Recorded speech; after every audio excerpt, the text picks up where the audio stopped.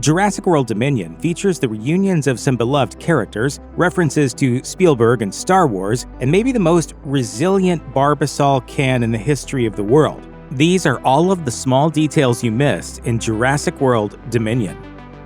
Near the beginning of Jurassic Park, Dr. Alan Grant is lecturing about velociraptors at a dig site as Dr. Ellie Sattler listens in. It's implied they're a couple since they talk about the fact that she wants kids and he doesn't. In Alan's humble, slightly cluttered camper-turned-workstation is Dr. Hammond, waiting with a bottle of champagne. That's when he recruits them to come to Jurassic Park to provide testimonials so that he can convince lawyers it's safe to open. The scene effectively serves as the inciting incident for the whole Jurassic series. What kind of park is this? It's right up your alley. In Jurassic World Dominion, Ellie finds Alan at a dig site again, where tourists are funding his research. She's waiting for him in his tent, which looks much like his old camper. This time, she recruits him to help end the ecological disaster that Jurassic Park and the subsequent misuse of its scientific breakthroughs have caused. Prehistoric locusts will wipe out the world's grain supply within a matter of weeks. And after visiting a decimated farm that sits next to a Biosyn farm, she hypothesizes that the biotech company is behind the giant bugs. Dr. Grant quickly hides a photo of the two of them that he's kept all these years. Their relationship ended after the first film, but it's rekindled here. So this scene and its implications operate as a mirror image. Together, they fight to avert disaster and maybe even find happiness together.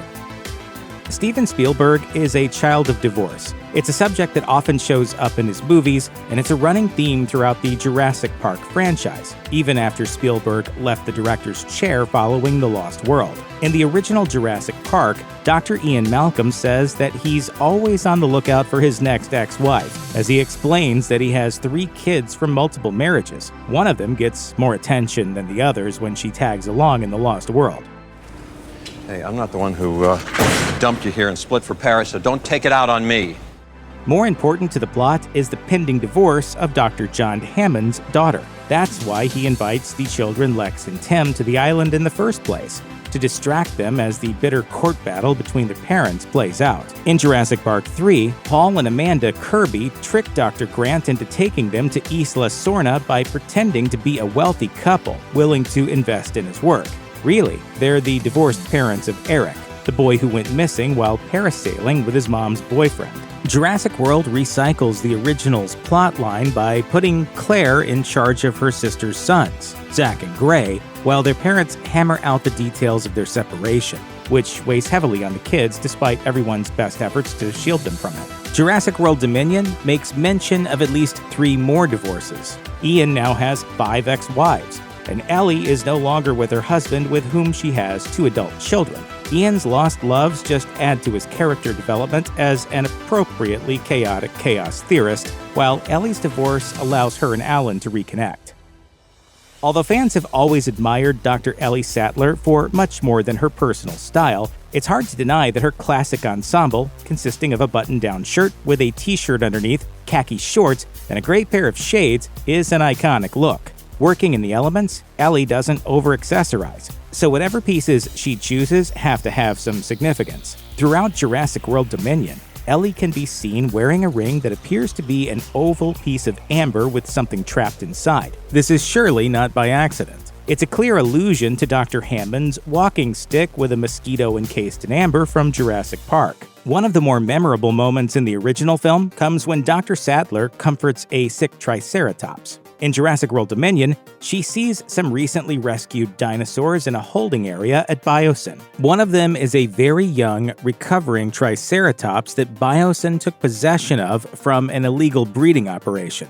Ellie crouches down and examines the little guy's eyesight as she says, smiling, "You never get used to it." This scene calls back to one of her first face-to-face meetings with a real dinosaur. It also shows that while Ellie doesn't approve of the way InGen or Biosyn conduct their science, she is still in awe of the actual dinosaurs they produce. Colin Trevorrow was Steven Spielberg's hand-picked successor to take over the Jurassic Park franchise. Trevorrow directed the first Jurassic World movie, and he also has a screenwriting credit on all 3 films in the second trilogy.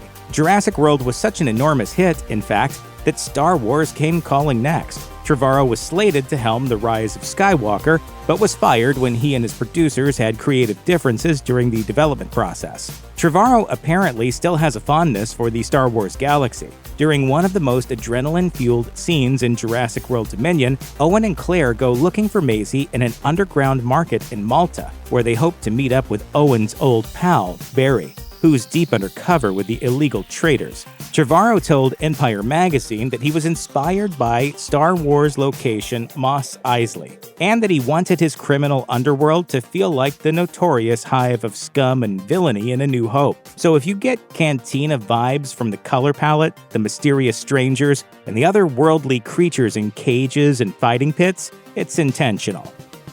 If it's been a while since you've seen the first Jurassic Park, or if you've never read the Michael Crichton book upon which it's based, you might think that Biosyn is just the latest stand-in for any nefarious multinational biotech company. At the beginning of the film, we learn that Biosyn won a government contract to provide dinosaurs with a sanctuary at their old amber mines, where they'll study their DNA for the purposes of making advancements in human healthcare. But really, Dr. Louis Dodgson is trying to control the world's food supply with Biosyn-branded crops that can't be eaten by his secretly Biosyn-branded giant locusts. Biosyn has actually been a major player in the Jurassic Park story since the very beginning. In the novel, and to a lesser extent in the first film, Biosyn is InGen's rival, and it's desperately trying to keep up with the competition's progress, often through unsavory practices like stealing intellectual property. The book notes that Biosyn, which was then led by CEO Bill Steingarten and headquartered in Cupertino, California,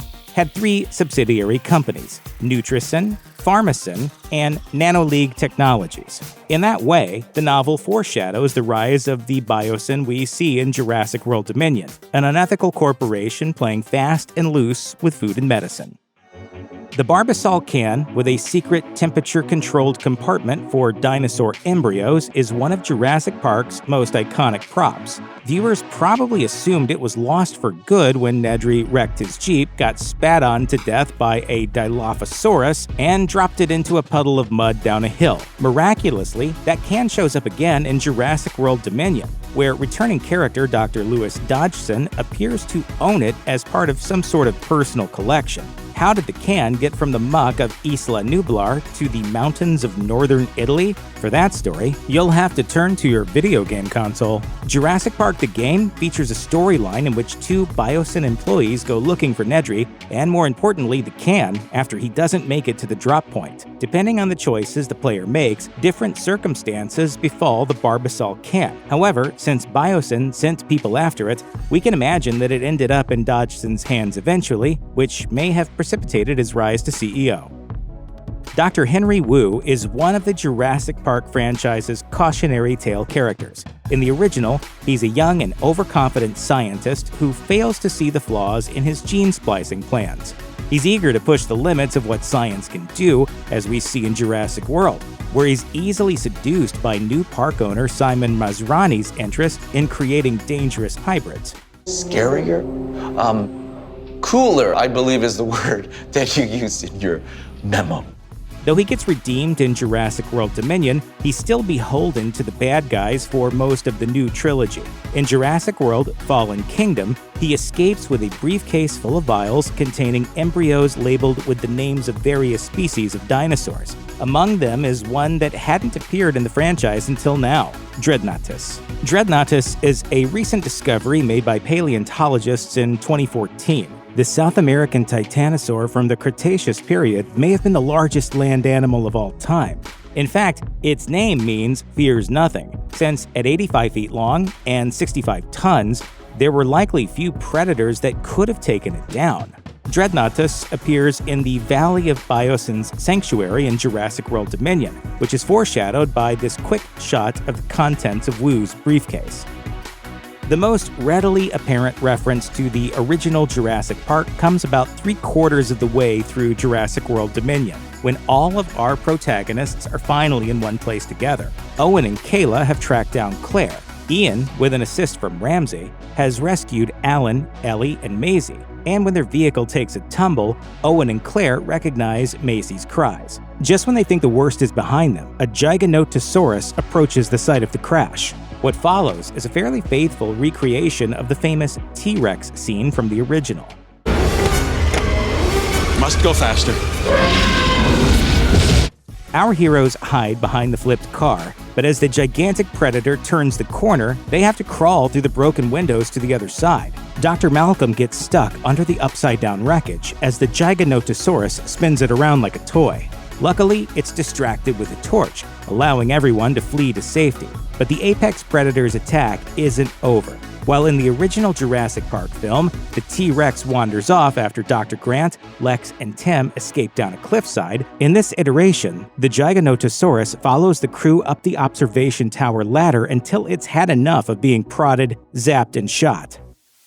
Apparently, even 65.5 million-year-old theropods enjoy meta-humor. Biosyn's facilities in Italy have the all-white and ultra-modern look of a 21st century tech company, complete with Zen-like architecture and landscaping. But things are going to get pretty messy by the time Jurassic World Dominion is over. As the film comes to its violent conclusion and the forests are burning with panicked, flaming locusts, the Biosyn employees who've remained activate implants in the living assets and corral them into a containment area. Meanwhile, Kayla is waiting to evacuate everyone in one of Biosyn's sleek planes. Giganotosaurus gets in between the humans and the plane, but he's just the first predator on the scene. Kayla had warned Owen earlier that Dodgson was arrogant and short-sighted enough to put two apex predators in the same territory.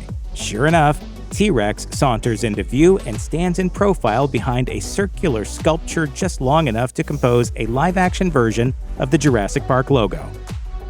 The Jurassic Park movies are just as notorious for botching their real-world science as they are for topping the box office. Most paleontology-minded grade schoolers can rattle off a list of the things that are wrong with the way dinosaurs are depicted. Jurassic World Dominion still makes some mistakes, but it uses its script and its new creature designs to correct some long-standing errors. In the original, Dr. Grant tells a bratty kid who doesn't think velociraptors are scary that their 6-inch retractable claws would have been used to disembowel him.